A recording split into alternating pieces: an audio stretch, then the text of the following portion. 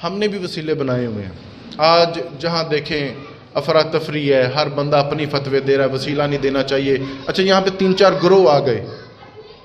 ایک کہتا ہے نماز روزے کا وسیلہ دے لو، نبی پاک کا وسیلہ نہ دینا.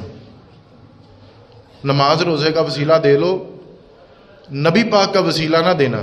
نماز روزہ یا اللہ پاک دیکھنا، میں نمازیں بھی پڑھنا تو روزے بھی رکھنا، وسیلہ دے لینا لیکن نبی پاک کا وسیلہ نہ دینا.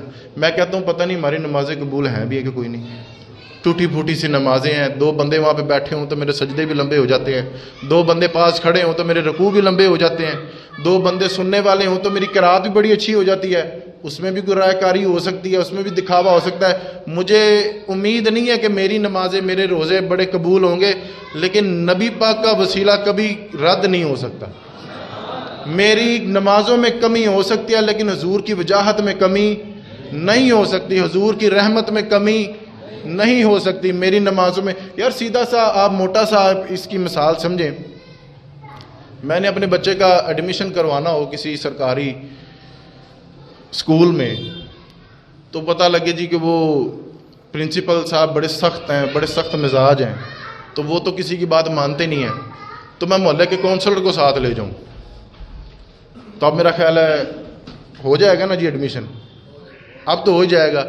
اب وہ کیا مطلب کہ اب جو پرنسپل صاحب تھے، اب کیا ہم بندوق لے کے گئے تھے؟ 2 ہی باتیں نا، یا تو عزت بڑی ہے تو یا محبت بڑی ہے. وہ ہم کہتے ہیں نا کہ فلانا بندہ آ گیا سی انہوں میں نہ نہیں سی کر سکتا. کہتے ہیں نا فلانا بندہ آ گیا تھا اب میں اس کو نہ نہیں کر سکتا تھا. کیوں جی؟ وہ بندوق لے کے آیا تھا. 2 ہی باتیں ہیں نا، یا عزت بڑی ہے یا محبت بڑی ہے. 2 ہی باتیں ہیں. حضور کا وسیلہ اتنا قابل قبول ہے، اللہ اپنے محبوب کی عزت بھی بڑی کرتا ہے اور اپنے محبوب سے محبت بھی بڑی کرتا ہے. حضور کا وسیلہ کسی بھی حال میں رد نہیں ہو سکتا. حضور نبی علیہ الصلوۃ والسلام نے دعا مانگی. حضور نبی علیہ الصلوۃ والسلام نے دعا مانگی، یا باری تعالیٰ میری امت پر قحط نہ آئے. اے محبوب نہیں آئے گا، اے محبوب نہیں آئے گا. یا باری تعالیٰ ان پر عذاب نہ آئے، یہ بدکاریاں کرتے ہیں، بھول جاتے ہیں، غافل ہیں، ان کے چہرے مس نہ ہوں. یا باری تعالیٰ میری دعا قبول فرما لے. اے محبوب دعا قبول کر لی، دعا قبول ہوگی. تیسری دعا مانگنے لگے، یا باری تعالیٰ میری امت آپس میں لڑے نہ، میری امت آپس میں. اب ذرا لفظوں کا حسن دیکھیے گا. رب تعالیٰ نے یہ نہیں کہا کہ میں قبول نہیں کرتا. اگر قبول نہیں کرنا تو پھر حضور سے پیار تو نہ ہوا.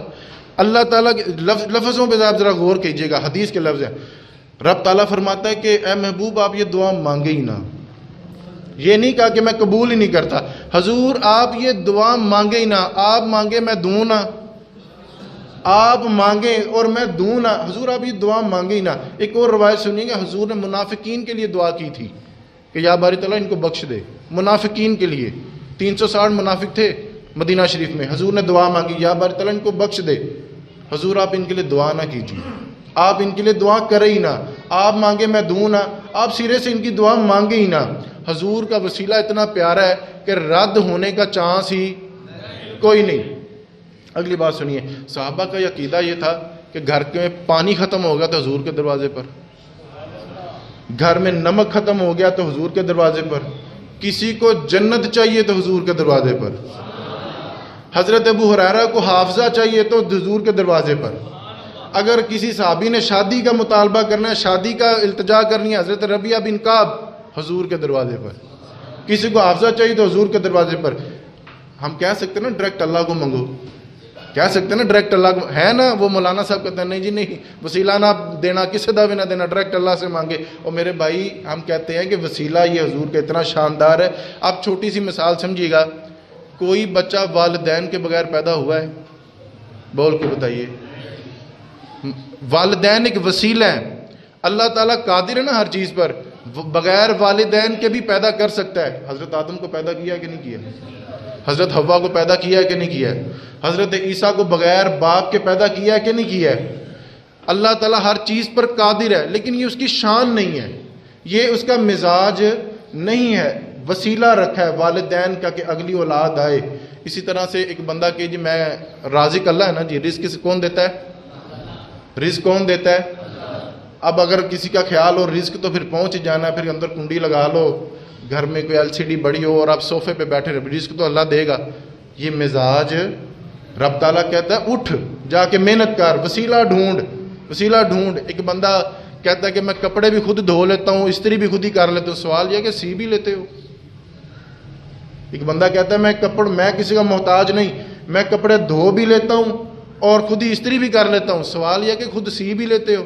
تو جواب نہیں آئے گا۔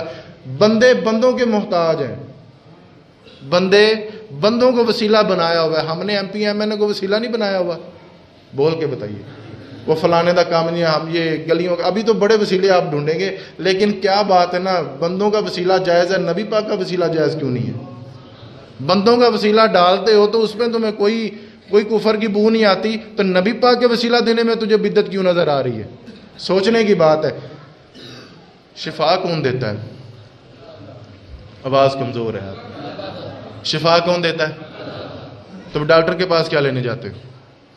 ڈاکٹر کے پاس کیا لینے جاتے ہو؟ تو پڑھتے رہو نا گھر میں، یا شافی الامراض، شافی الامراض، تسبیح پکڑ لو، یا شافی الامراض، شفا دینے والا رب کی ذات ہے، تو ڈاکٹر کے پاس کیوں جاتے ہو؟ ارے بھائی، نبی پاک کا فرمان ہے جب بیمار ہو جاؤ اللہ کی حمد بھی کرو، اللہ سے دعا بھی کرو اور دعا بھی کرو۔ یہ حضور کا طریقہ ہے مبارکہ، دعا بھی کرو، دوا بھی کرو، پرہیز بھی کرو، اپنی یہ جو روٹین حضور نے یہ ہماری تلقین فرمائی۔